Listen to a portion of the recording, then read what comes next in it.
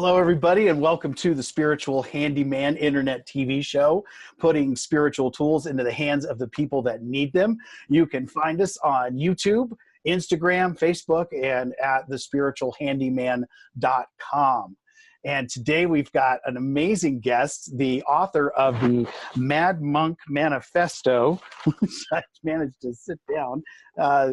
We have the Mad Monk himself is going to chat with us today, and that is Monk Yun Rou. I got it right. All right.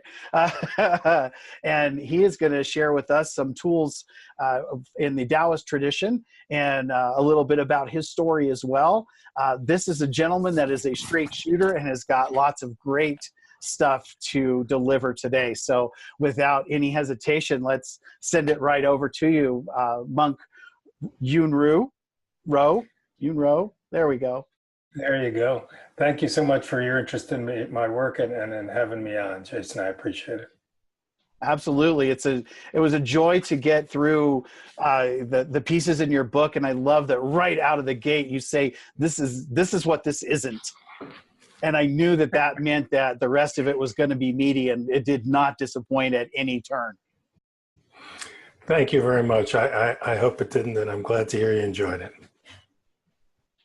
So tell us a little bit about your backstory and where you come from. I know you've been on hundreds of shows and interviews, and you've got 15 books out, and you've got a pretty amazing education and experience. So help our folks understand what the drive was for getting this book out in the world. Well, the drive is when you're a guy that looks like me and has no hair, you got to have something else. So I know you can sympathize with me. So I grew up, in a I guess an upper class or upper middle class Jewish family in New York and in Manhattan. And my dad was for some decades arguably the world's most famous heart specialist, and as a consequence, he had patients who ranged from kings and princes and captains of industry to Hollywood moguls and stars and all that. And so I got to see firsthand in a parade through my parents' New York City apartment, the people who in those days ran the world. And what was interesting to me about it was that there was this juxtaposition between the way the world was described to me, what these people represented in terms of being the folks that we should all want to emulate and admire and respect and even envy. They had everything, they had beauty and power and wealth and all that. But for some reason, despite the fact that they had all these things, they didn't seem particularly happy. And some of them were, but there were also folks who just seemed like everybody else, and they had their problems and they had their family dramas and all that. And I remember as a little boy wondering, well, wait, hang on a minute. If it's not true that lifestyle and those personal accomplishments represent the pinnacle of what we should all strive for, what other bills of goods am I being sold about the way the world works and what I should want from politics, the economy, society, work, career, accomplishment, and so on, religion. And so, as a little boy, I began sort of spiritually questing, and I suppose we're all born with this gene, or we're not, to look and see what's underneath the surface of the pond we call the world. And, some folks just are happy to skim along the surface happily, and others, got to dive in. And I was one of the latter. And so, that's we don't have enough time to go into how I ended up being a Taoist monk, but, it's a long journey. Well, that was actually my next question, was how did you go from a Jewish boy to a Taoist monk? So, my mother was a philosophy major. She was a student of the famous Jewish philosopher Martin Buber, and she had quite a library, and I delved into it. Starting at the age of 10 or 12, I started reading books which I'm sure I really was not able to understand, but nonetheless, I had a sense that when it came to the Eastern stuff, whether it was the exoticity of the Chinese and Japanese philosophies that I was reading, or it was their plain language, or it was some other ineffable quality that I can't, put my finger on, just an instinct or, a sense in some way. I felt there was something there for me. And then, I watched David Carradine's TV show Kung Fu in the 1970s and watched that clumsy but rewarding in its day rendering of Zen wisdom and Buddhism, and I remember seeing those monks on the TV show, and while all my friends were, gasping and giggling about Carradine's execrable martial arts and his butt kicking, I was fascinated by the lives and the equanimity and the poise and the serenity and the peace of those monks. And I can't say that I thought at that moment as a 12-year-old boy I'd like to grow up to be one of them. But I do remember being fascinated by it and thinking, wow, what a different approach to life, especially the one who was blind and could nonetheless hear a cricket break wind at 100 paces, pretty cool guy.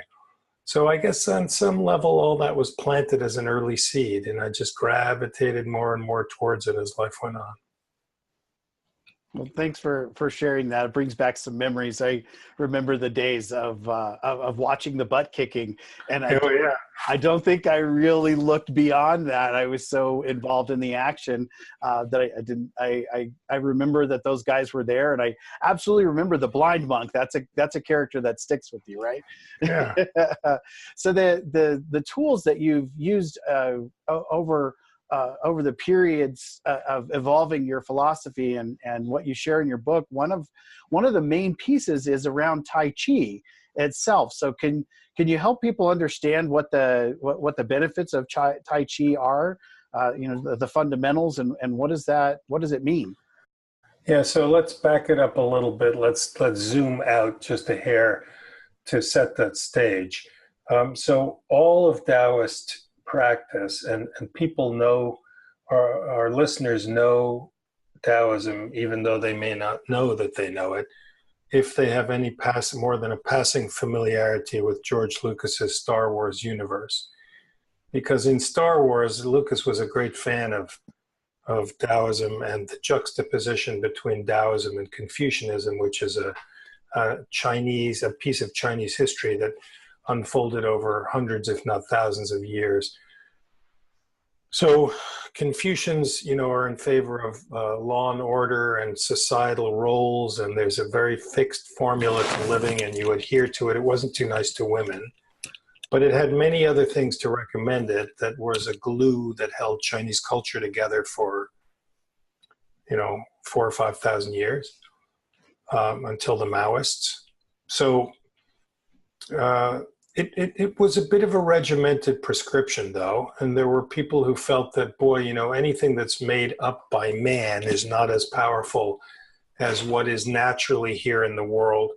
In the West, we talk about this as being the divine, but in the East, they talk about it as being, what is in nature. So those people who were Taoists believed that if we followed the laws of nature, if we learned more and more about how nature worked, we could better understand our role in it. We wouldn't have this kind of spiritual angst, which I know a handyman like you likes to address. And we would, in fact, understand ourselves to be part of a larger system. And so in Star Wars, the Taoists are the rebels. They are the Jedi masters. Tai Chi masters are Jedi masters, I suppose you could say. We use real swords, not lightsabers, but we don't use guns so much. And we have staffs and spears and other kinds of interesting traditional weapons that we practice with. And of course, the clone warriors, the clone troopers represent, government and society and strictures and rules and laws, and that represents Confucianism. So George Lucas paved the way for our interview by making people much more familiar with this juxtaposition than they might otherwise be. So in the Taoist tradition, to get to your question about Tai Chi, in the Taoist tradition, we start with the rectification of the self. So rectification is just a word that means, sort of fixing up and solving the problems that we may be experiencing in our lives, addressing our suffering, addressing our limitations, the things that plague us. And we move from the process of fixing ourselves in much the way that a stone dropped into a pond creates ripples that go on and on and on in ever increasing circumference, but we don't control them. Once we're the stone that's hit the water, the waves happen on their own. And so as part of the rectification process, part of cultivating ourselves, part of fixing what's wrong with us physically and mentally. And when I say wrong, I don't mean in some sort of cosmic sense, not wrong with a capital R, but rather, the things that we feel need our work. We want to bring together the mind and the body. So Taoists believe that we have to have a strong and healthy body to support a calm and equanimous mind. And so Tai Chi, which began as a battlefield art, and its purpose was for those folks in this particular family in a little village in the north of China to come home from battle once they had been conscripted by the emperor's men. It's a very important thing in self-cultivation to survive. So it's good for your health to not be dead. So if you went off to bed, yeah, it's radical in our pampered culture. Talk about get to a basic premise. Good job. Basic premise, right? Don't die. So the art was really about don't die. They take you away, go and fight, and come home to your family. So of course, job one in this health pursuit was, don't die. And now, in these days where we're not conscripted by the emperor's men, but we face other enemies, stress, a predatory commercial culture, which is full of agendas that do not have our best interests in mind, such as talking us into trading time, a non-renewable resource, for money, a renewable one, and many other things. Buying things we don't need with money we don't have, and then scrambling to make all that work.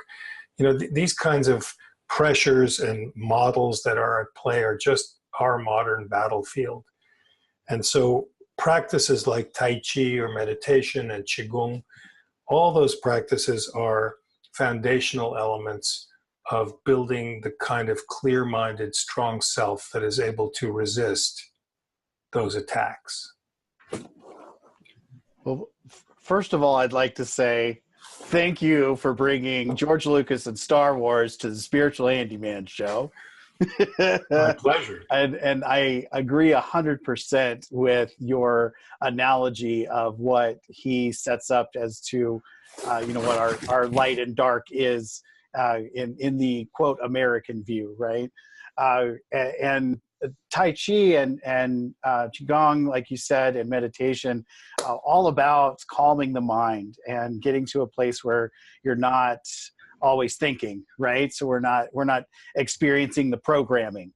And I often share with people that that especially those that have trouble just getting through the day, where they get too tired or physically, mentally drained, that those are art forms that can assist you when things get tough, right? It's like you said, you're preparing to survive.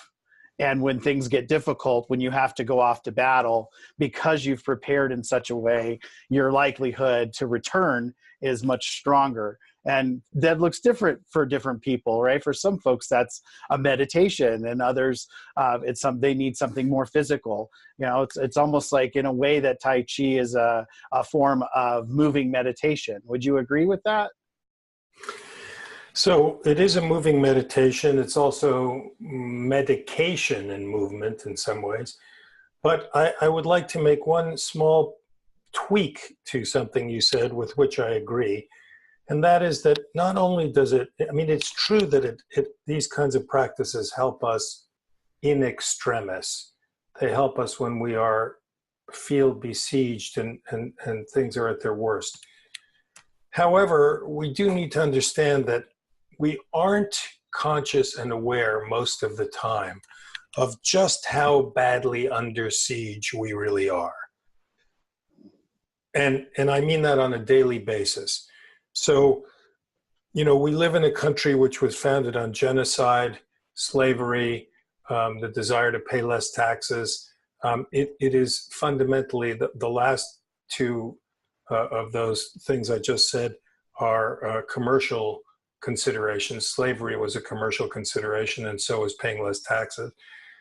And rather than thinking of this country as an idyllic place founded on utopian ideals, there were some utopian ideals in our founding documents, but that didn't have too much to do with the reality on the ground of what happened when this country was formed. So, we began as a marketplace of sorts, and we are now an even bigger marketplace. The United States is less a country in terms of any coherent set of patriotic values or beliefs or backgrounds, and more of a marketplace. So you could think of it sort of as the local mall. The U.S. is a big mall, and it's full of, people say there are many different Americas. There's the America of, of the educated elite, the Ivy Leaguers. There's the America of the Silicon Valley folks. There's the America of coal miners, and their America of Appalachians, and the middle class who struggle, and on and on and on. And each one of those is a store in the mall with its own set of things to sell and its own window display, and each one attracts a certain set of buyers. And the problem, of course, is that, the only thing that those stores really share is that they're inside a larger mall whose purpose is commerce. And so what's happening in the United States now is that, of course, it's not that we've totally lost our way, because we never really had a way. What we've lost is our primacy in the world, because, Walmart is coming. And Walmart obviously is China, which, because of a totalitarian regime, can set the prices, dictate the suppliers, and do all kinds of things that makes people squirm, but nobody's strong enough or willing to go against them. And we all know what happens when Walmart meets the local mall. So we have some big national issues as well as our own personal ones to address. That's paints a very revealing picture when you look at it, especially that reference to the marketplace, because the commerce drives everything, right? Well, that's the source of the stress, right? Yeah, that's. And we weren't. Your show is about spirituality, and there is a lot more to life than buying stuff and struggling to buy more stuff. And yet, if you're convinced that you need that better car or the corner office or the big screen TV and on and on and on, and you scramble, what you don't have is that non-renewable I mentioned, which is time. And so it is always in the greatest interests of any authoritarian regime, whether it's here in the US or in other countries around the world, it is always in the interests of the people in power to make sure that those of us who are not do not have time to think deeply about anything. Because when we have time, as long as they keep us hopping, they're making money. When we stop hopping and we start going, wait a minute, hold on, that's not a very good idea, or that's not fair, or how did that happen, or where did that come from, or is that really a smart thing to do? Then problems for the people who are profiting from our efforts begin. And so they don't want us thinking deeply, and they want to anesthetize us with advertising, with an internet, with television, with hours and hours spent in front of a screen, so that we are not actually present in our lives and considering what's going on physically, materially, spiritually, emotionally, energetically. You make a really powerful point about the hopping. And as long as we're hopping, they're making money, right? One of the ways that a lot of people really can benefit from slowing down is that connection with nature. And that is something that comes up repeatedly in the teachings in your book. And just to break it down to its basic level, what does that mean when you say connecting with nature? So you might better ask, how did we come to suffer the illusion that we are in some way apart from nature? And what is the cost of that illusion? Because there is no difference between us and nature. We cannot save the planet. The planet does not need saving. All that needs saving is human beings and the lifestyle and values and customs to which we have become used. So it's not that we are destroying nature. It is that we are destroying other sentient beings, and we are destroying a harmony and a balance which evolved over billions of years. And humankind acts as a cancer, exactly like a cancer does in the body, the humankind does on the planet. Specifically, we are overpopulating, just like cancer cells, spreading everywhere where we don't belong. We are creating toxins and poisons that outcompete and destroy other living things. In the body, it's other cells. In the world, it's other species. And of course, we are affecting the physical structure of our planet. We're fracking, and we are taking off the tops of mountains, and we are drilling, and we're destroying the crust of the earth, and we're destroying the atmosphere and the oceans and everything. So we're creating a physical destruction too. So the strange notion, though, is that we exist as a sealed up sort of thing. And because I sense that you're a sci-fi buff, I will remind you of some episode of Star Trek from the original series, in which Kirk and his crew visit some aliens who have evolved, quote unquote, to a place where they are nothing but a big brain in a bubbling blue glass vat. And they say, we have transcended the constraints of the flesh, and we are now free to traverse the galaxy mentally and all that stuff. And this idea that the human brain is disconnected or could be disconnected from the world around us was a popular thing in sci-fi in the 60s, apparently, and maybe is even the root of our mad pursuit for something called AI. But actually, there is no boundary between the brain and the rest of the nervous system. If you see the body deconstructed, as I have as a former medical student, you see that our nervous system is all one thing from the top of our head to the ends of our fingers, and that in fact we interdigitate so intimately with our environment that any idea that we would at some point encapsulate ourselves in a glass thing and zoom out into space and be happy, finally, yay, free of earth, free of the flesh and blah, blah, blah. All of that is a strange and pernicious Western idea that doesn't exist in Eastern philosophy. So I'm going to go ahead and give you props for now bringing Star Trek into. You just want to hear me rant. I know you. I know. I got you figured out, sir. You out. Well, the beauty of being able to go off this subject momentarily is that Star Wars and Star Trek are both equally valid, and they have amazing lessons and experience in both. That is my space soapbox, and I will jump off of that immediately. But what I'm hearing is that we are not separate from the nature and the planet. That we are viewing ourselves as separate through the lens of the programming that we've been subjected to and accepted. That's perfect. Yes. So I'll get to that in 2 seconds. But on the Star Wars, Star Trek subject, I should only say that I also like them both. As a martial artist, I like the wars, and I've been known to jump up and down and scream when when a sword move from Tai Chi is employed by a Jedi Master to the consternation of students accompanying me who vow never ever to go to a movie with me again. But that actually happened. That yes, was a real moment. that was a real moment. More than one, I fear.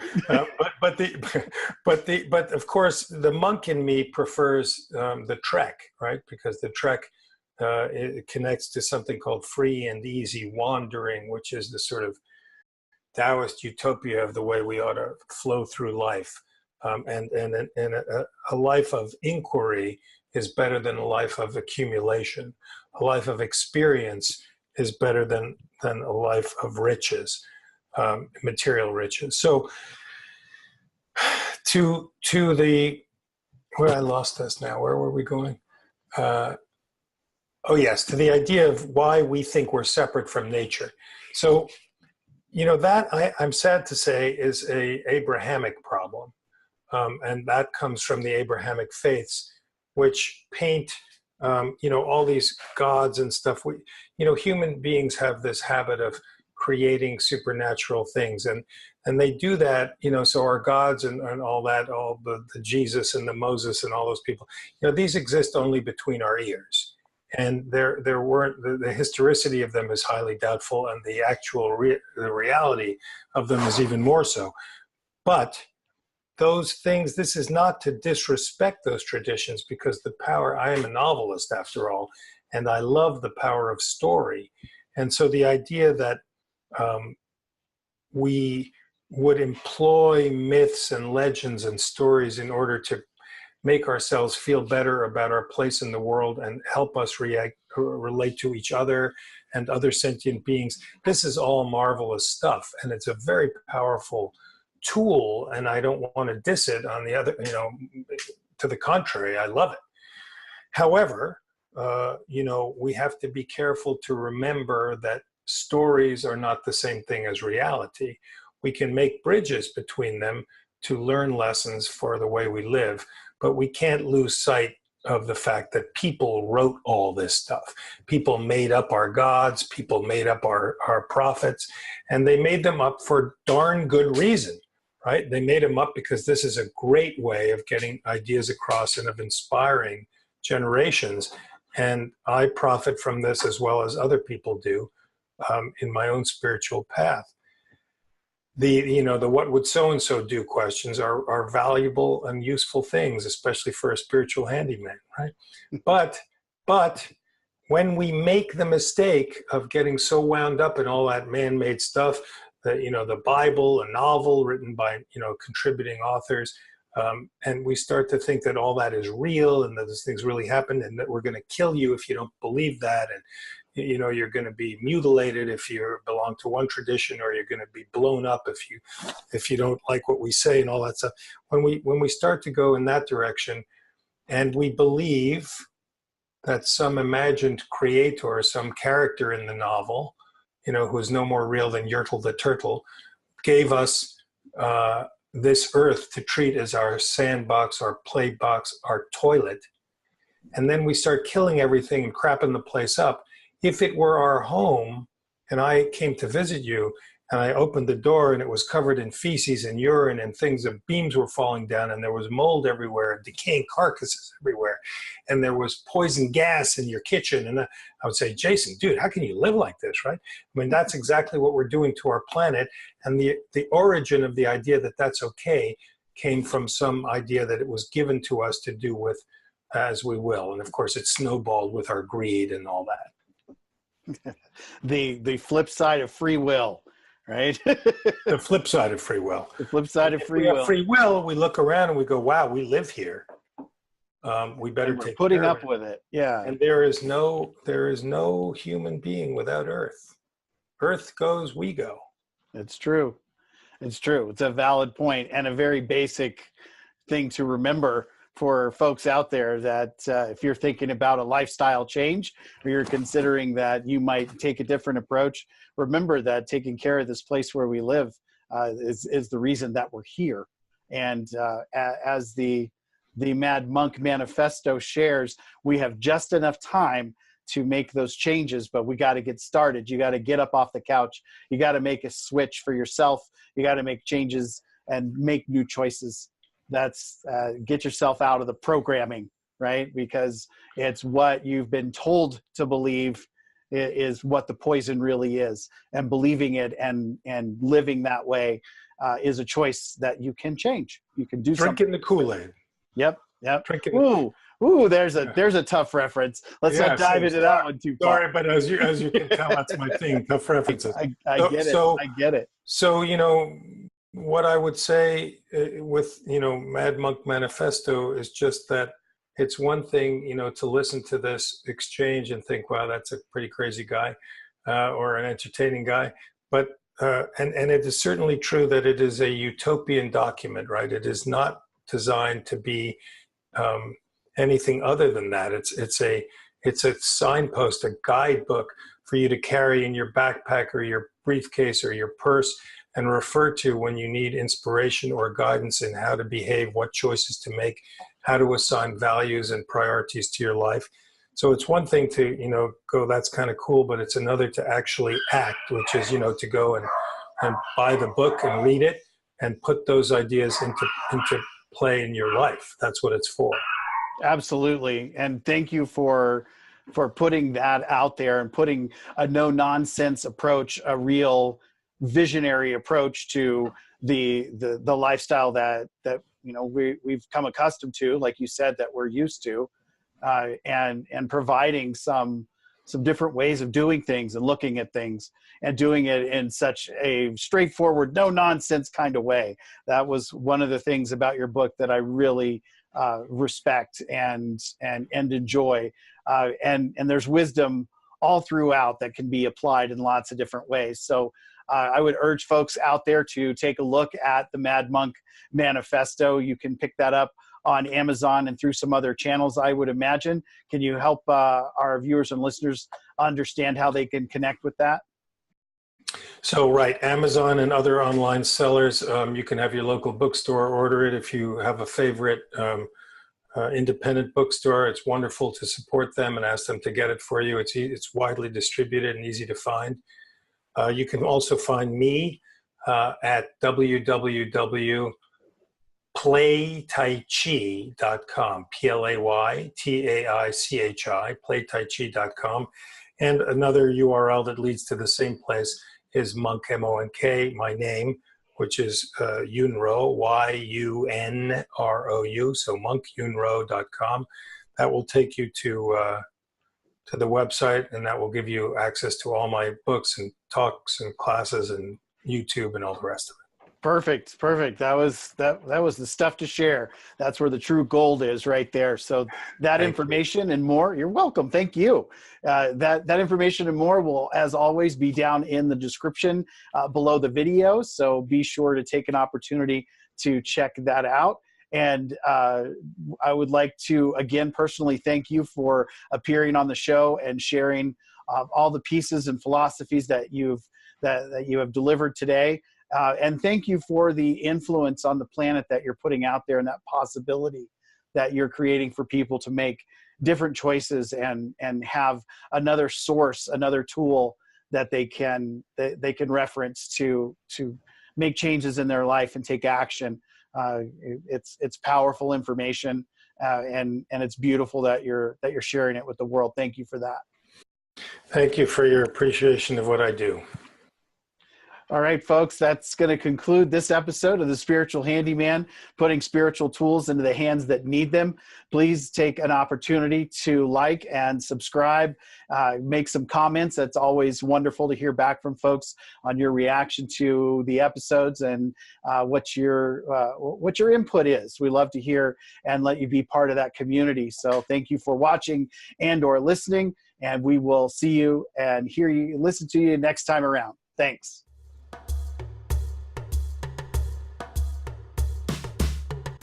The Spiritual Handyman, bringing spiritual tools to the hands of the people who need them. Sponsored by the Eagle Heart Foundation. The Eagle Heart Foundation is a 501c3 nonprofit organization that brings charitable contributions and educational enhancements to the people. So how can you be a part of the Spiritual Handyman and the Eagle Heart Foundation? The Triple Win Situation. This book was written by Granddaughter Crow, and half of the proceeds go to the Eagle Heart Foundation, which in turn sponsors the Spiritual Handyman. How to get it one? It's on Amazon and Kindle for only $9.99. So we are here to bring tools to you. Thank you so much, Spiritual Handyman. We believe in what you do.